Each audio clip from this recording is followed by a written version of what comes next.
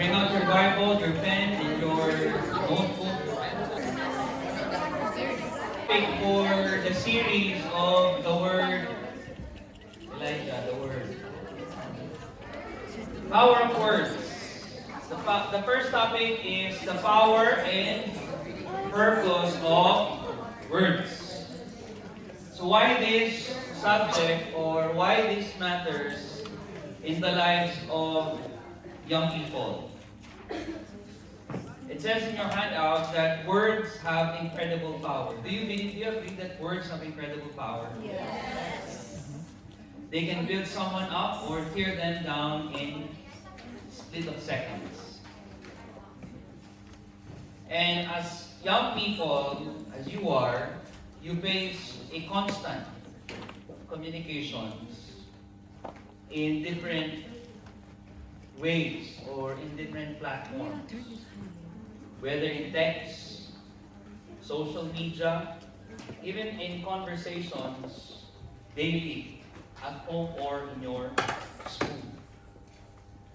But the Bible has a lot to say about how we use our words. So learning to speak life instead of harm can transform your relationships. And it reflects God's love in a world which is now full of negativity. Do you agree? Our world right now is full of negativity when it comes to communication, when it comes to words. And the Bible reminds us in the book of Proverbs, chapter 18:21. If you have your Bibles with you, open it in Proverbs 18:21. If you don't bring or if your Bible is not here today, it's okay. It's on the screen, but we encourage you to bring your Bible every Saturday. Now it says here in Proverbs 18:21 that the tongue, say it with me, tongue. The tongue has the power of life and death. Okay? And those who love it will. So let me explain what does this verse telling us in our time today. So your words or our words carry immense weight. They can either build or tear, or help or hurt. Speaking life means encouraging, comforting, or bringing hope to others. But when it comes to speaking of death, if you want to kill somebody using your words, speak gossip. Okay? You say an insult to a person if you want to kill that person using your words. Right, Elijah?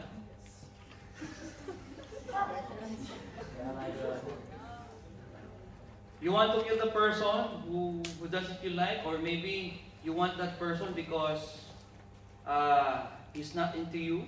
You spread new rumors or negativity.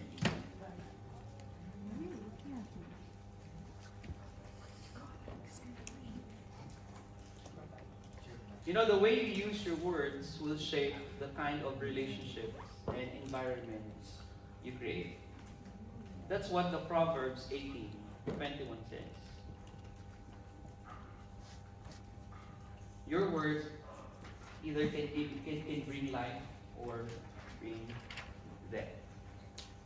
Now let's go to our discussion questions. I have 3 here, so you discuss in your group. The first question is, have you ever been hurt by someone's words? Now I know this one is, this is more deep right now because maybe you will open an opportunity to share something that maybe you kept for a long time, or maybe you're not sharing this because you don't trust anybody.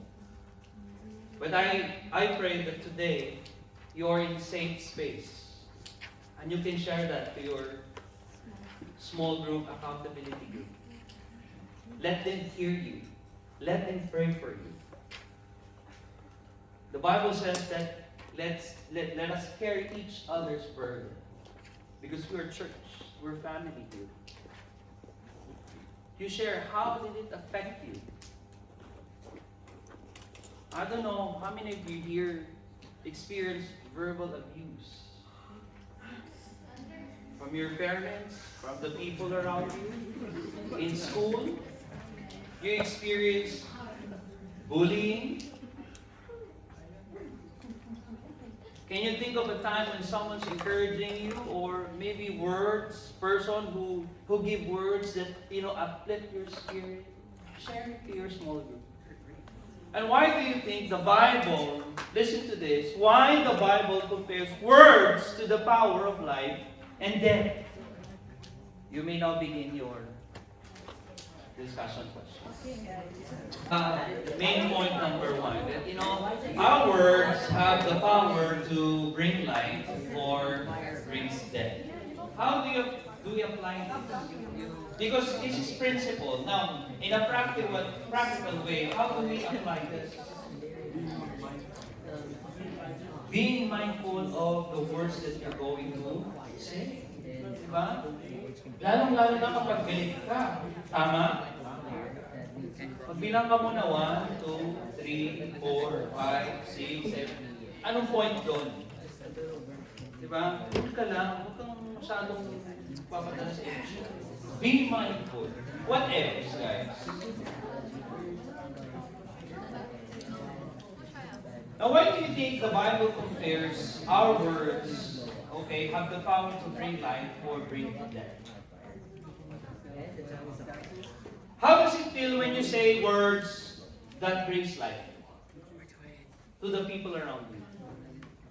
How do you feel when you say words that brings life, or maybe gives life to the person, to your family, to the people whom you love? Yes.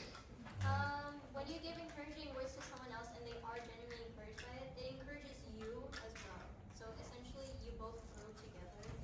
Hence why you gain and also give life through your words. Diba, you feel, diba, parang it feels great, that I encourage somebody today. Okay, it lightens their spirit at the same time sa'yo. No? It brings back din. But how about when you speak words that kills the person or brings death to the person? How does it feel?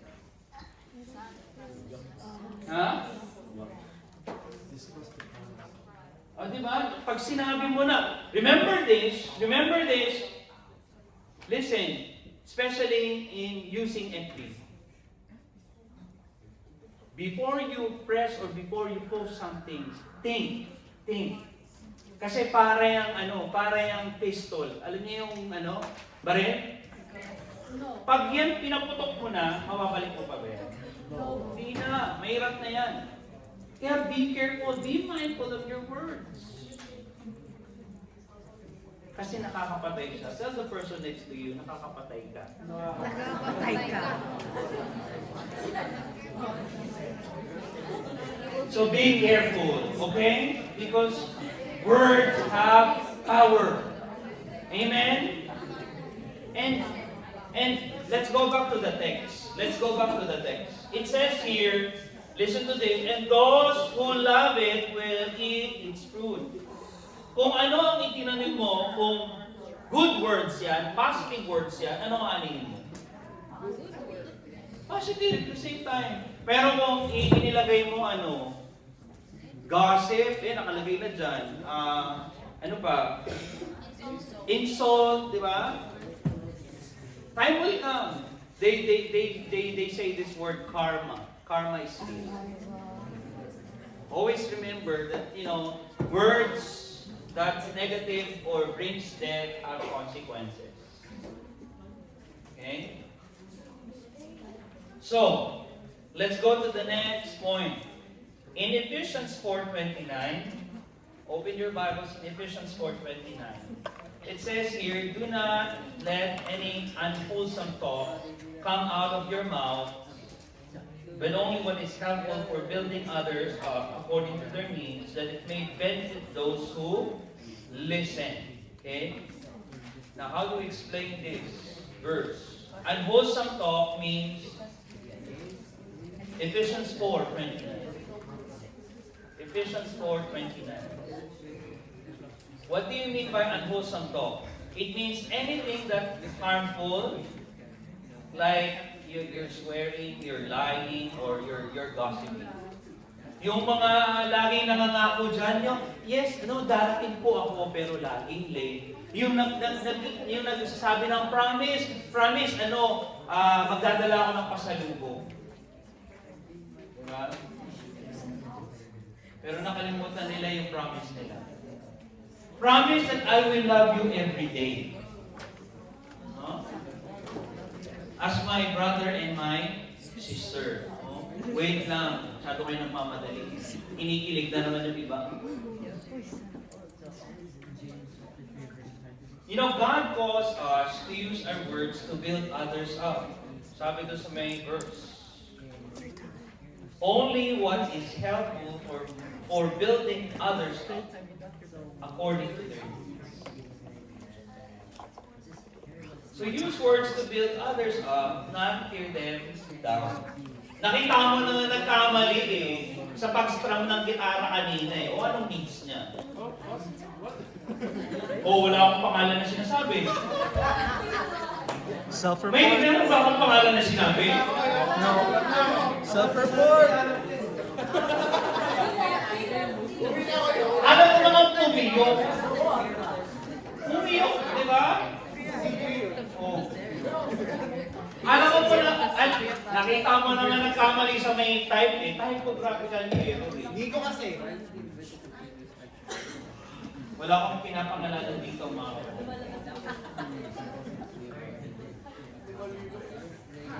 So, ano kailangan? I-encourage mo. Ano mo naman nagkamali? Pag nakita mo namang perfect yung strumming, ganda ka nila ng praise and worship. Ano gagawin mo? Encourage mo, na-bless ka. Nakita niyo na nga kanina yung pag-angat ng choir, medyo sumabit Diba? Kailangan mo pangyayan pa sa isun, kaya lang yung choir, sumabit kayo din tumaas kanina. Yung parang yung mga soprano yun. Sorry mo pa. Sample lang yun Hindi ko sinasabing yung kanina nangyari yun. Okay? Tawa ni Belo. God calls us to use our words to build others up. Sabi not to tear them down. And sabi sa may text, according to their needs. Kapag nakikita mo malungkot yung kapatid mo, yung sister mo, yung brother mo, anong pa kailangan niya? Kailangan niya ba ng i-degrade pa siya, i-tear down pa siya? Hindi, di ba? Encourage mo. Nakita mo nang lungkot-lungkot Oy, bakit malungkot ka? Parang kasi bakot, di ka Kristiyano niyan. Now listen to this. Speaking kindly is not just about being nice. Remember this. Speaking kindly is not just about being nice.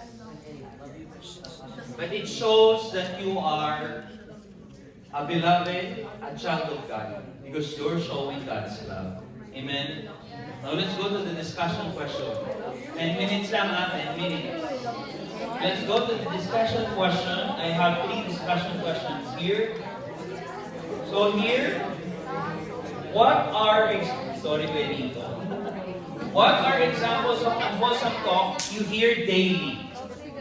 I'm sure marami kayo sa bus, sa may mall, sa TV, sa games. Okay. How can you make your words more uplifting to those around you? And how do you think God feels when we use words and encourage others? Okay. Some talk. Okay. The first question here is, what are examples of unwholesome talk you hear daily? I heard from this group green jokes. Dirty jokes. Those are unwholesome talk. Oh, my bad, guys.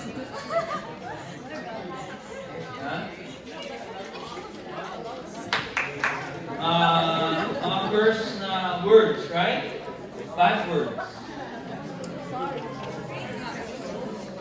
Ha? Racist. Okay. Example daw ng racist na joke. Na build words na mag-build up. Huwag na tayo magbigay ng example, okay? Now, there's a term sugar coating. You agree? Waterfalls. Listen. Sugar coat.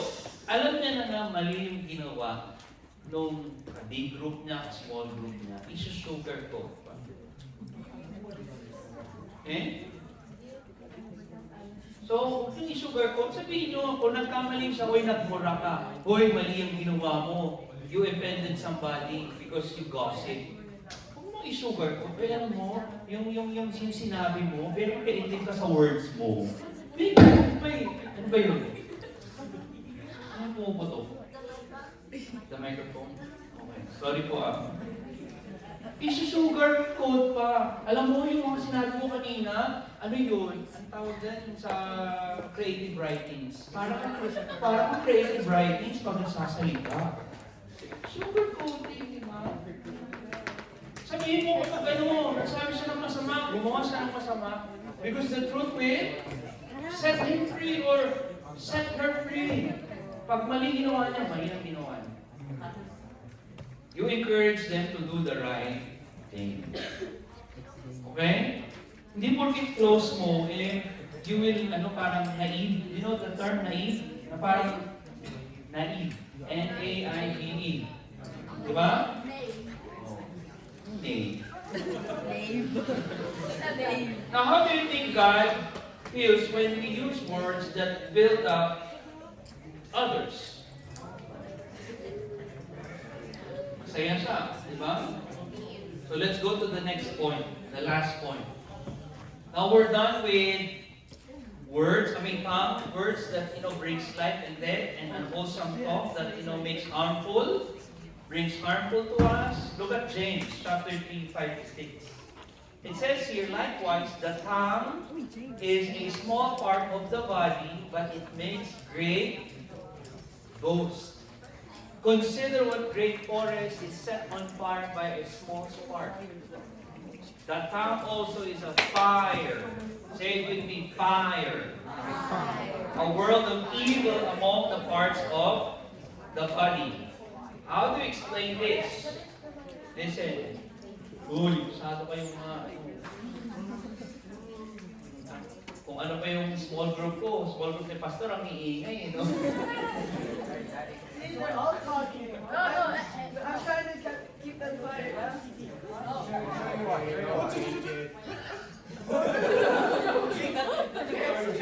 Mamaya nga, Kuya Jello, pakit mo to sa may taas. Nakausapin ko lahat to. Oh. Huwag mo na takutin. Si CJ, okay lang pag ako hindi. I feel biased. Mamaya mag-usap tayo, Kuya. Okay. How do we explain this? Hindi, mamaya mag-usap tayo. Words might seem small, but they can have a huge impact. Just like a tiny spark can start a wildfire. Agree? Yung sinabi mo lang na, sample. Ang tawag dito, pagdaan mo dyan, yung sabihin mo lang na, ano bang opposite ng cute? Ugly. Cute. Huwag naman ugly, kasi masyado na yun. Cute.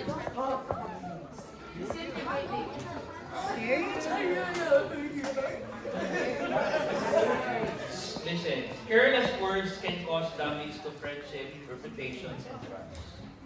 So being mindful of what you say, katulad ng sinabi kanina ni Kuya ZJ, can prevent unnecessary hurt or conflict. Sa mga girls ba, ano yung mga usual na parang isang word lang na pag narinig ninyo, you know for sure, naku, makaka-offend yan. Mga girls. She's a little bit this, she's a little bit that. Ha? She's ugly lang. No, it's like, I think she's a little like this, or I think she's a little like that. Oh, hindi ko ano yun ah. Wow. Too emotional, sabi ni ano. Wow. Or wait, sa lalaki, ang ganda ng ano eh, sinabi ng mga ano, babae, sa lalaki, alam mo ang OA mo. Ganun ang mga lalaki eh. You're overreacting. Tapos may tono kayo.